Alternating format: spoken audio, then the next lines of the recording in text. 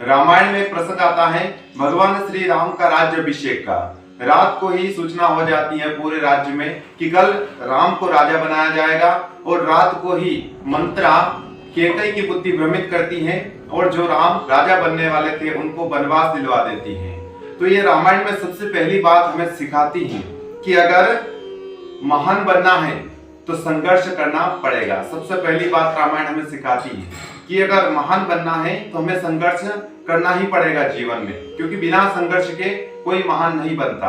अगर राम वनवास नहीं जाते और राजा बन जाते तो केवल अयोध्या उनको जानती, परंतु वो वनवास में गए, संघर्ष किया, तो आज पूरी दुनिया उन्हें जान रही है। तो सबसे पहली बात हमें रामायण सिखाती है कि जीवन में संघर्ष करना जरूरी है। उसके बाद में थोड़ा प्रसंग आगे जाता है।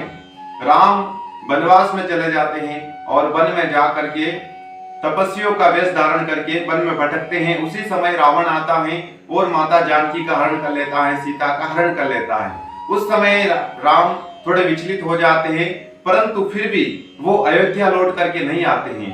वो जिस मार्ग पर चल रहे थे उस मार्ग पर चलते रहते हैं और 14 वर्ष का वनवास पूरा बिताते हैं, माता सीता की खोज करते हैं।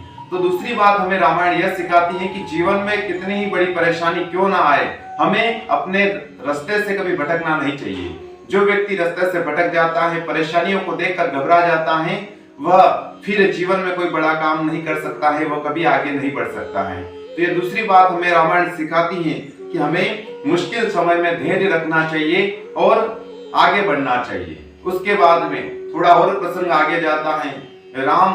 रावण के साथ में युद्ध करने के लिए वानरों और भालुओं से मित्रता करते हैं, सुग्रीव से मित्रता करते हैं, हनुमान से मित्रता करते हैं, इन वानर और भालुओं से मित्रता करते हैं। परंतु राम चाहते तो बड़े बड़े राजाओं से मित्रता कर सकते थे, बड़े बड़े राजा राम को जानते थे, परंतु उस समय में राम ने इन छोटे लोगों के साथ में मित्रता करी। तो ये रामायण हमें तीसरी बात सिखाती है कि जीवन में हमेशा ही छोटों के साथ में बैठना शुरू कर दो, एक दिन बहुत बड़े बन जाओगे।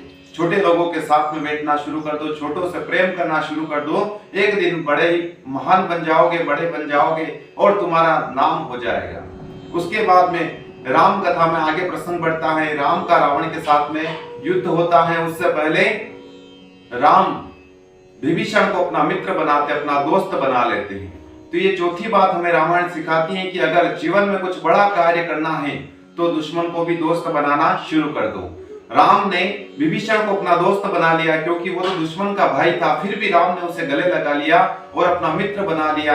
तो रावण को किस प्रकार से मारना है यह बात विभीषण ने राम को बताई और राम रावण को मार पाए। तो ये चौथी बात हमें जीवन में हमेशा याद रखनी चाहिए कि अगर जीवन में बहुत कुछ बड़ा करना है तो दुश्मनों को भी अपना दोस्त बनाना शुरू कर देना चाहिए। उसके बाद में राम 14 वर्ष का वनवास खत्म करके अयोध्या आते हैं। अयोध्या आकर के पूरी अयोध्या उनकी प्रशंसा करती, बड़े बड़े राजा महाराजा राम के साथ बैठना चाहते, मित्रता करना चाहते थे, परंतु उस समय भी राम वानर और भालुओं को अपने साथ में अपनी सभा में बिठाते। हनुमान, जामवंत जी, ऐसे इन योद्धाओं को जिन्होंने इनकी राम की मदद की, इन सभी को अपनी सभा में बिठाते हैं और राम हमें बताते हैं, रामायण हमें सिखाती है कि मुश्किल समय में जिन लोगों ने हमारा साथ दिया है उनको कभी भी नहीं भूलना चाहिए, उनका हमेशा आदर करना चाहिए, उनका स्थान हमेशा अपने दिल में रखना चाहिए। तो दोस्तों ये थी 5 बातें जो रामायण की सबसे महत्वपूर्ण हैं। हम भी अपने जीवन में इनको उतार करके बहुत कुछ अच्छा कर सकते हैं। अगर आपको ये रामायण की 5 बातें अच्छी लगी हो तो चैनल को सब्सक्राइब कर दीजिए,